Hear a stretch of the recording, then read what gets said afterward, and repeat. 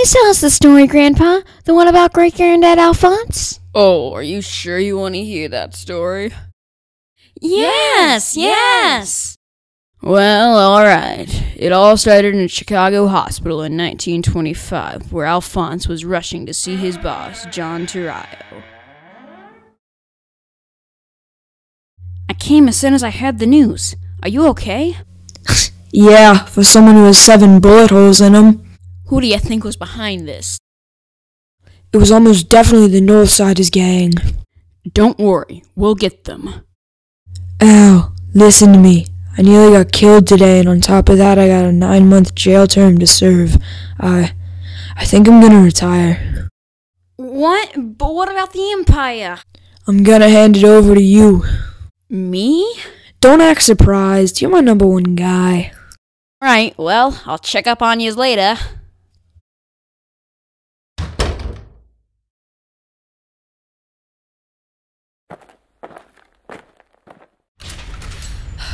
Nine months. Well, what happened then, Grandpa? Well, after John Turrillo went to jail, Chicago erupted into a battle for gang dominance.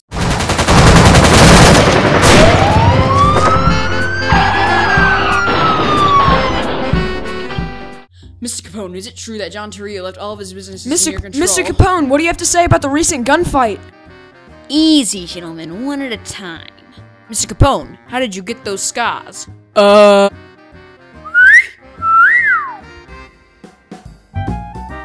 Hey, that's my sister! Sharpnel wounds from the Great War. Next question. So, Yale, you sure they're in the next room? I'm sure. Alright, boys. Load 'em up.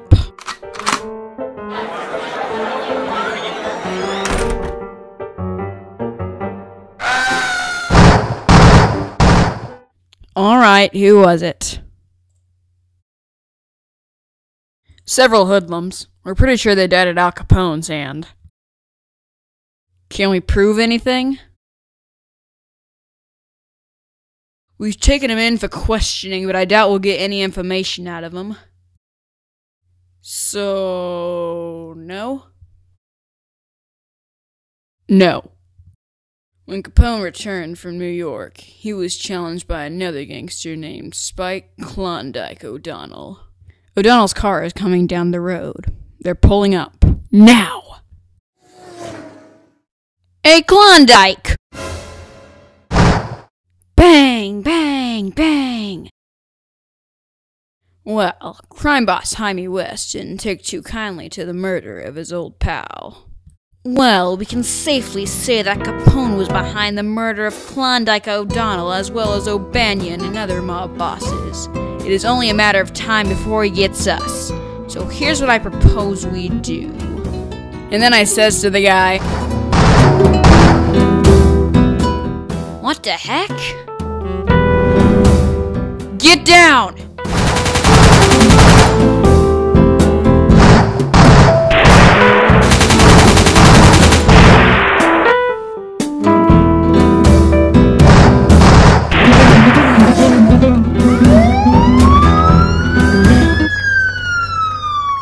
After the attempt on his life, Capone found out that Weiss was behind it and discouraged further attempts. So, now that Jaime Weiss is burned, I'm your new leader. Unless you all want to end up in a coffin, I suggest that we temporarily make a truce with Capone. Hey, I'm in charge, so you can all just shut your... After that, Alphonse was able to take care of his family, including me. Have a nice day at school, kids.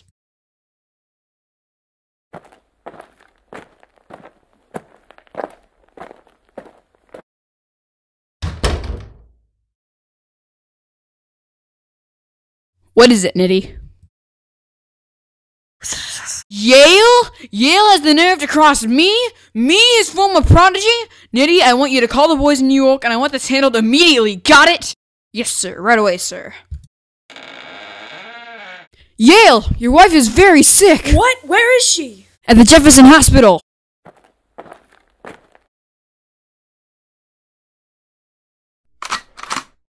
What? This is for crossing Al Capone. Once again, the Northsiders gang was angered into war with Capone, so Capone had Nitty do a small favor for him concerning George Moran. When's that booze getting here? It'll get here when it gets here, Georgie.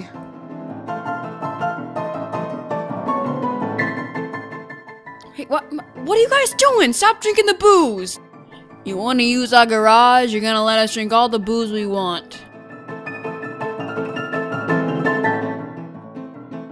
Albert, fancy meeting you here.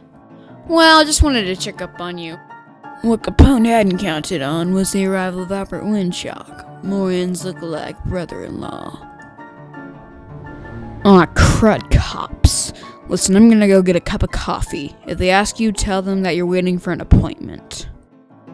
Hands in the air! Get inside! Up against the wall.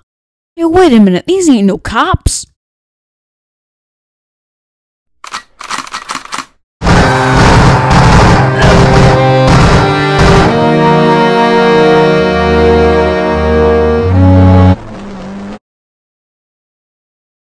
Hey, what are you doing here? This is a crime scene. I'm Elliot Ness, federal officer. Oh, well, in that case, I guess I can let you through. So, what's this all about? Some of George Moran's men got their guts blown out by some of Capone's men. Is there any evidence? We found a stolen police car used by the murderers, as well as a few witnesses, but we can't connect anything to Capone. Don't worry, I've got a plan for Mr. Capone. Hey, this room's taken. If that door opens, so help me, I'm gonna...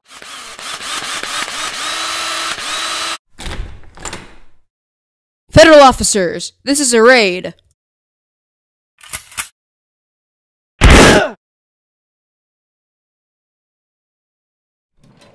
Bingo. He got all the files? Yes, sir. If he manages to decode those entries, he can prove I have an income, and then I'll go to jail for tax evasion! What do you want me to do about it, sir? You know that stool pigeon at O'Hare? Have him arrange a meeting with this Elliot Ness on top of City Hall. I've got a little surprise for Mr. Ness. Yes, Mr. O'Hare, I understand. Yes, I'll meet you then, and I'll be sure to bring all the files. Mr. O'Hare? Sorry to disappoint you, Mr. Ness, but O'Hare isn't coming. This is a setup. Yes, and a very good one at that. I wasn't talking about your setup. Huh? The Untouchables. Give me that file.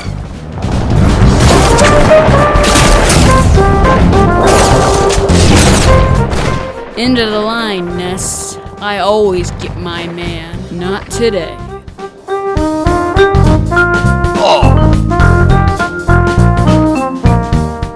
Get out of my way. How do you think he feels now? Better or worse? On the charge of tax evasion, Alphonse Capone is hereby sentenced to a prison term of 11 years. Great. Just great.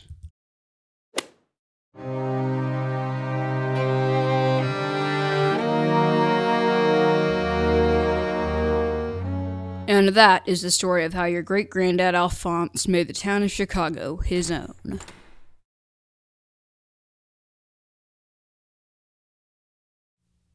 Thanks for entertaining the children, Dad. Anytime. Goodbye, Grandpa. Goodbye.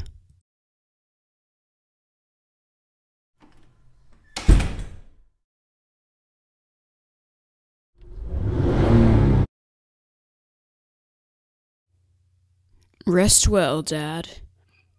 Rest well, Scarface.